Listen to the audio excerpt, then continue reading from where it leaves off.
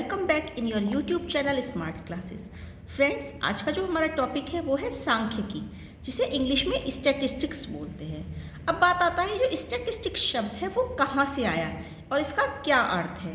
तो इंग्लिश में ये स्टेट से, लैटिन भाषा के ये स्टेटस से और इटालियन के स्टैटिस्टिक्स से बना हुआ है।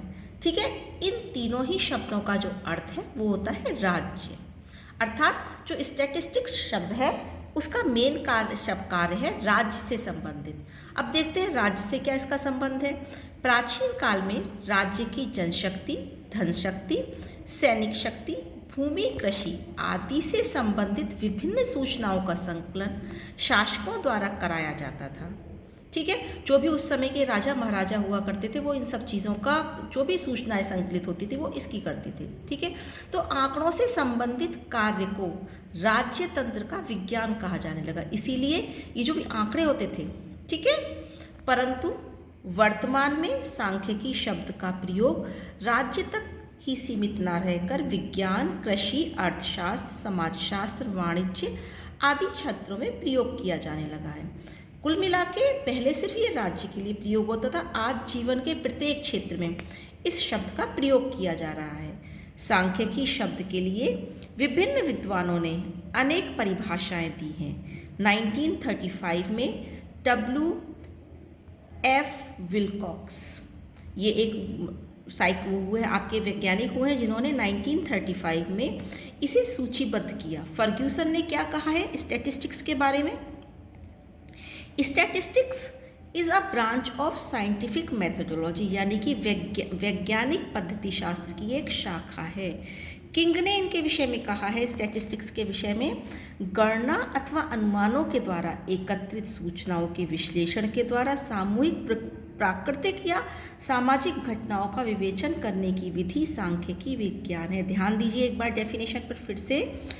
गणनाओं और अनुमानों के द्वारा अथवा अनुमानों के द्वारा जो भी हमारी सूचनाएं हम एकत्रित करते हैं, इकट्ठी करते हैं, उसको एनालिसिस करते हैं। चाहे एनालिसिस हम उसका ग्रुप में करें, नेचुरल करें या सामाजिक घटनाओं के रूप में। हाँ, यह जो करने की विधि है वही हमारी स्टैटिस्टिक्स कहलाती है। फ्रेंड्स, फर्ग्यूसन महोदय ने इसके विषय में क्या कहा है? सांख्यिकी का संबंध सर्वेक्षणों और परीक्षणों द्वारा प्राप्त होने वाली सामग्री के संकलन, वर्गीकरण और व्याख्या से है। इट मीन्स जो भी हम ऑब्जर्वेशन कर रहे हैं, जो भी हम टेस्ट ले रहे हैं, उस टेस्ट के द्वारा, उस सर्वे के द्वारा जो भी हमारे पास मटेरियल आ रहा है, डेटा आ रहा है, ठीक है, उसका हम क्लासिफिकेशन कर रहे हैं, उसकी एक्सप्लेनेशन कर रहे हैं, वो सब हमारा स्टैटिस्टिक्स से ही संबंधित है। आगे फ्रेंड्स हम बात करते हैं इसकी कार्य की। तो ये जो हमारा सांख्यिकी है इसके क्या कार्य होते हैं? फ्रेंड्स, ये इम्पोर्टेंट क्वेश्चन है, थ्योरेटिकल है, क्वेश्चन आपके एग्जाम्स में आ सकता है। ठीक है, नेक्स्ट हम बात करते हैं कार्य क्या है। किसी समस्या या परीक्षण के संबंध में तथ्यों या आंकड़ों का संकलन करना। जो भी हम टेस्ट कर रहे हैं, जो भी हम किसी समस्या की खोज कर रहे हैं, उसके बारे में जो भी हमने डेटा कलेक्शन किया है, हाँ, वो इसका कार्य है।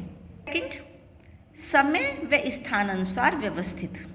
जो भी हमारा इस जो डाटा होता है, जो भी हम आंकड़े संकलित करते हैं, वो हम समय और स्थान के अनुसार से सिस्टमैटिक ढंग से अरेंज करते हैं। नेक्स्ट है वर्गीकरण व सारणीकरण। ठीक है, जो भी हमने डाटा लिया उस डाटे को सही से क्लासीफाई करना, उसका टेबुलेट बनाना, उसकी टेबल तैयार करना भी हमारा सारणी सांख्यिकी के अंतर्गत आता है। व्याख्या, विश्लेषण और निष्कर्ष निकालना। आपने जो भी डेटा कलेक्शन किया किसी समस्या से संबंधित, उस डेटा का क्या मतलब है, जब तक हम उसकी व्याख्या नहीं करेंगे, उसका एक्सप्लेनेशन नहीं करेंगे कि क्या है इसका मीनिंग, इससे क्या, जो भी हमारे पास डेटा आया वो रफ डेटा होता है, उसको एक्सप्लेनेशन करना, उसका एनालिसिस करने के बाद ही उसका निष्कर्ष निकाला जाता है, तभी वह सार्थक सिद्ध होता है। तो इस डाटा को सार्थक बनाने में हमें सांख्यिकी सहायता प्रदान करती है। नेक्स्ट है सरल व सुबोध ढंग से प्रस्तुत।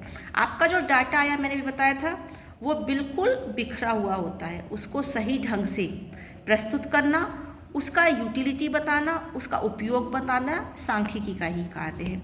नेक्स्ट है तुलनात्मक अध्ययन करना। मान लीजिए आप दो अलग अलग व्यक्तियों का तुलना कर रहे हैं, एक लड़के और लड़की या लिंग की कर रहे हैं। तो तुलना के बाद जो आपके पास डाटा आता है, उस डाटा की व्याख्या करने में आपको सांख्यिकी ही सहायता करती है। कोरिलेशन निकालने में सांख्यिकी सहायता करती है।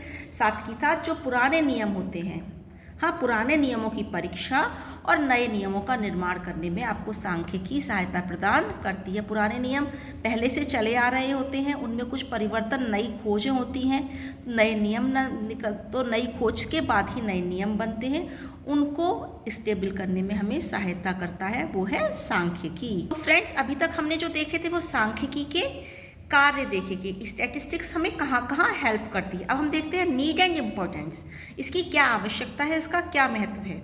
तो पहले बात करते हैं हम छात्रों के लिए आवश्यक है, क्योंकि जब हमारे पास छात्रों के कोई मार्क्स आ जाते हैं, उन मार्क्स की अपने आप में कोई वैल्यू जब तक नहीं होती जबकि हम उनकी व्याख्या ना कर लें, उनका अर्थ ना समझ लें, और इस कार्य में हमें सांख्यिकी ही सहायता करती है। शिक्षकों के लिए आवश्यक, क्योंकि एक इसमें देखते हैं गिलफर्ड महोदय ने क्या कहा है, पहले देख लेते हैं। सांख्यिकी शिक्षक के लिए व्यावसायिक प्रशिक्षण का अनिवार्य अंग है।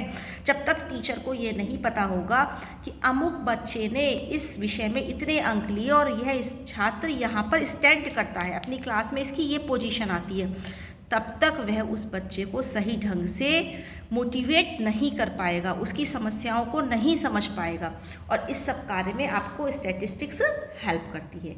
नेक्स्ट है विद्यालय के लिए आवश्यक। देखिए, विद्यालय में जितने भी रिकॉर्ड्स होते हैं उनको रखना, उनका एक्सप्लेनेशन करना, उनके बारे में रिपोर्ट तैयार करना, ये सब सांख्यिकी के माध्यम से होता है। मनोविज्ञान के जितने भी शोध हो रहे हैं, इन शोधों में जितने भी हमारे पास डेटा मिलता है, उस डेटा को एक्सप्लेन करना, उस डेटा की सही ढंग से प्रयोग करने में हमें सांख्यिकी की सहायता प्रदान करती है।